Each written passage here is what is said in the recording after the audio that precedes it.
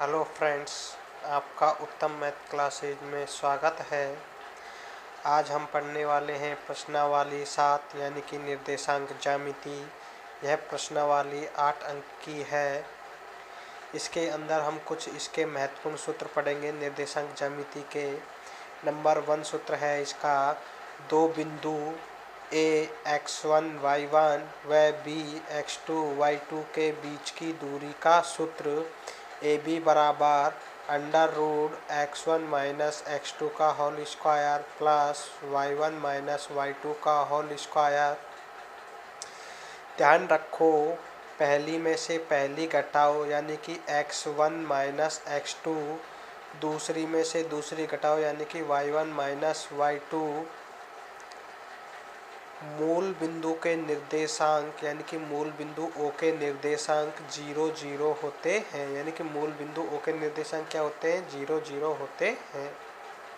अगला है second number सूत्र, दो बिंदु A x1, y1 व B x2, y2 को जोड़ने वाले रेखाखंड AB को M1 अनुपात M2 के अनुपात में आंतरिक रूप से विभाजित करने वाले बिंदु के निर्देशांक यानी कि दो बिंदु A व B को जोड़ने वाली रेखाखंड AB के M1 अनुपात M2 के अनुपात में आंतरिक रूप से क्या करता है, विभाजित करता है।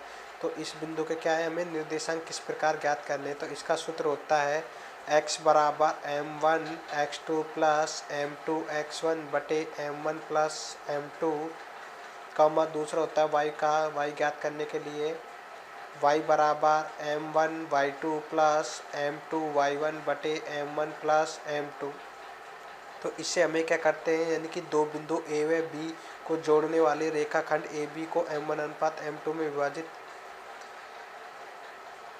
करने वाले बिंदु के निर्देशांक ज्ञात करने के लिए सूत्र क्या काम में लेते हैं, x बराबर m1 x2 plus m2 x1 बटे m1 प्लस m2, y के निर्देशांक ज्ञात करने के लिए m1 y2 plus m2 y1 बटे m1 प्लस m2।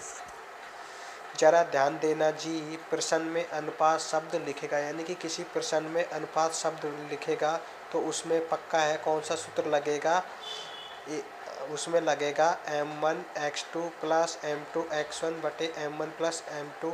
और y के निर्देशांक ज्ञात करने के लिए m1 y2 plus m2 y1 बटे m1 प्लस m2 का सूत्र लगेगा। अगला देखिएगा, नेक्स्ट तीसरा सूत्र है हमारे पास में मध्य बिंदु के निर्देशांक, यानी कि मध्य बिंदु के निर्देशांक ज्ञात करने का सूत्र क्या होता है, x बराबर x1 प्लस x2 बटे 2, यानी कि x1 प्लस x2 को जोड़ेंगे और 2 का भाग दे देंगे तो क्या है, x के निर्देशांक ज्ञात हो जाएंगे। फिर है y बराबर y1 प्लस y2 बटे 2, यानी कि y1 प्लस y2 को जोड़ेंगे और 2 के भाग दे देंगे तो क्या है, y के निर्देशांक ज्ञात हो जाएंगे। तो ये क्या होता है, मध्य बिंदु के निर्देशांक ज्ञात करने का सूत्र। अगला है चौथा, यदि त्रिभुज के तीन बिंदु x1, y1, x2, y2 व x3, y3 हो तो त्रिभुज का क्षेत्रफल बराबर क्या होता है, 1/2 x1 कोष्टक y2 minus y3 plus x2 कोष्टक y3 minus y1 plus x3 कोष्टक y1 minus y2 होता है।